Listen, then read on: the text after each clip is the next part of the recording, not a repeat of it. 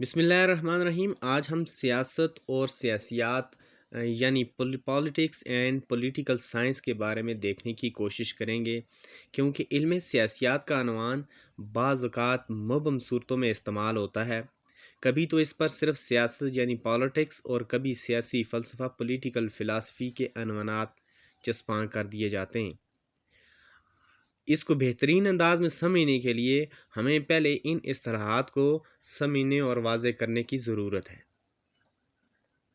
سیاست اور سیاسیات میں ہم دیکھتے ہیں کہ ان میں کیا فرق ہے۔ بسا اوقات سیاسیات کے لیے سیاست کی اصطلاح استعمال کی جاتی ہے۔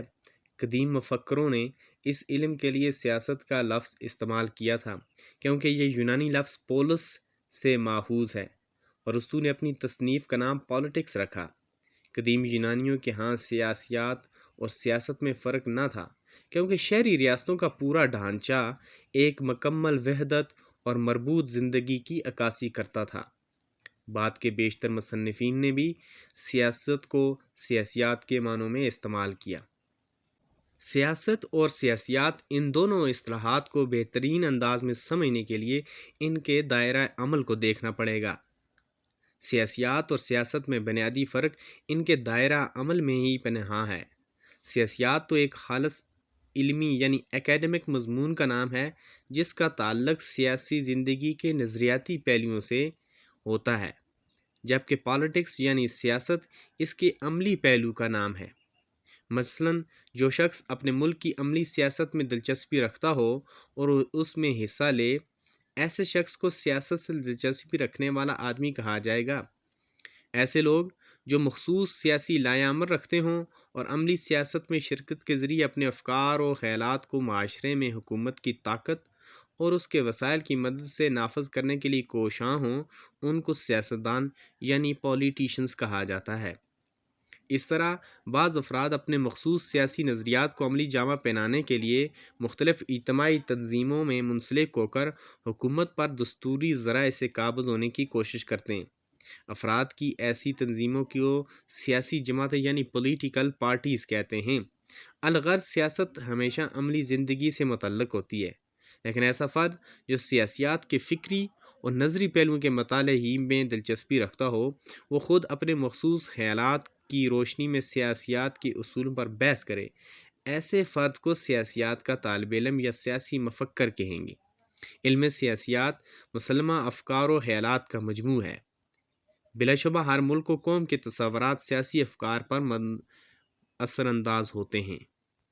یونانی مفہوم کے لحاظ سے تو پالیٹکس کی اصطلاح سیاسیات کے معنوں میں استعمال کرنا کوئی قابل اعتراض بات نہیں، لیکن جدید مفہوم کے اعتبار سے دونوں کو ایک ہی معنی پہنانا غلط ہوگا۔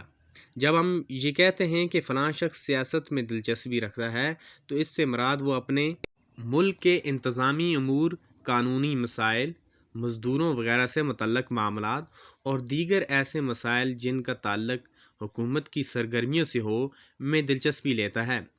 ایسے آدمی کو ہم سیاسیات کا طالب علم نہیں بلکہ سیاستدان یا سیاسی کارکن کہیں گے۔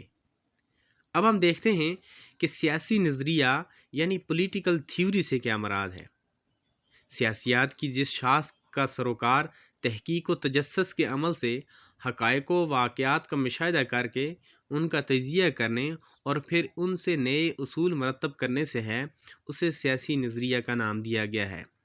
دور حاضر میں علم سیاسیات نے تحقیق و تجسس کے سلسلے میں باقاعدہ طور پر ایک منضبط، مرتب اور مربوط طریقہ کار اپنا رکھا ہے۔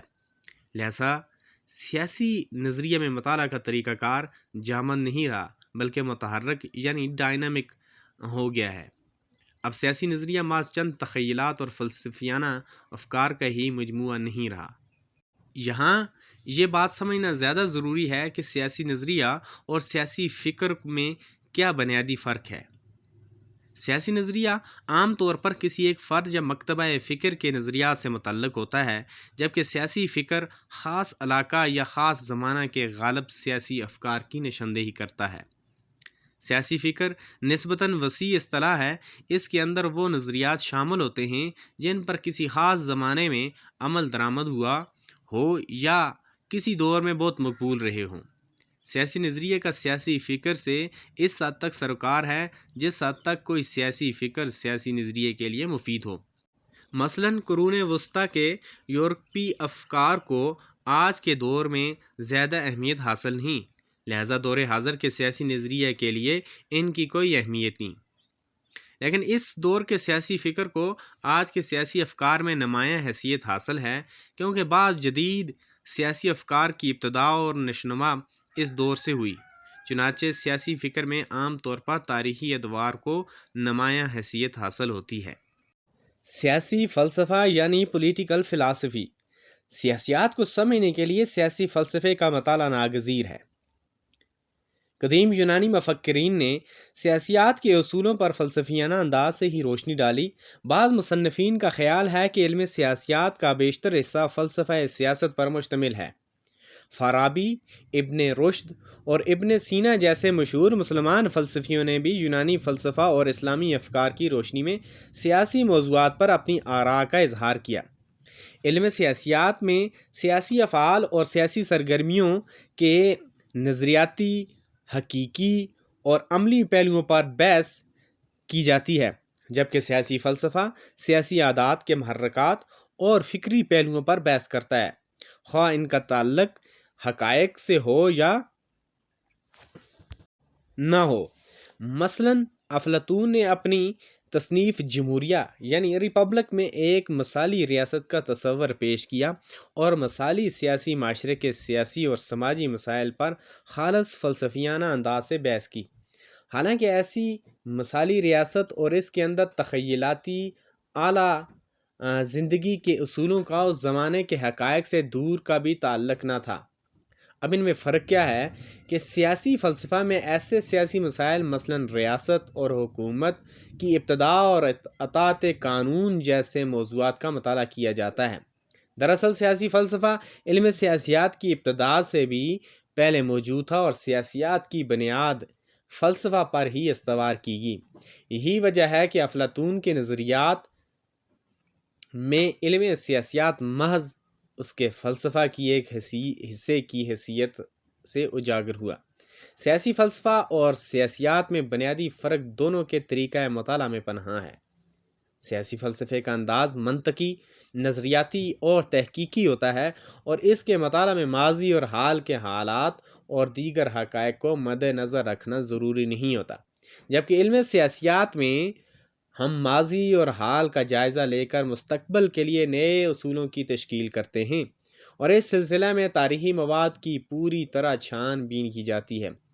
علم سیاسیات کا عملی پہلو سیاست ہے، جبکہ فکری پہلو کے لیے مواد سیاسی فلسفہ سے حاصل کیا جاتا ہے۔ واضح ہوا کہ سیاسیات بھی فلسفہ کو فکری مواد فراہم کرتی ہے۔ اب ہم دیکھتے ہیں کہ سیاسی متحرکات یعنی پولیٹیکل ڈائنامکس سے کیا مراد ہے۔ سیاسی متحرکات نسبتاً ایک نئی اصطلاح ہے جس کے اطلاق حکومت اور اس کے اداروں کی بجائے ایسے عوامل پر ہوتا ہے جو حکومت اور سیاسی سرگرمیوں میں کار فرما رجحانات کی نشاندہی کرتے ہیں۔ ایسے عوامل معاشی، سماجی، ثقافتی، نفسیاتی اور اخلاقی پہلوؤں کے آئینہ دار ہوتے ہیں، اور وہ مختلف انداز سے سیاسی سرگرمیوں پر اثر انداز ہوتے ہیں۔ سیاسیات کے مطالعے کے اس حصے میں ایسے موضوعات مثلاً سیاسی جماعتوں کی تاریخ، ان کی تنظیم اور طریقہ کار، فشاری گروہ یعنی پریشر گروپس کی نوعیت، لابی کا طریقہ کار، رائے عامہ کی تشکیل اور رجحانات اور پروپیگنڈا کے جدید طریقوں وغیرہ کا مطالعہ کرتے ہیں۔ ایسے موضوعات سیاسیات کے اندر تحقیق و تجسس کے جدید رجحانات کے زیر اثر شامل کیے گئے ہیں۔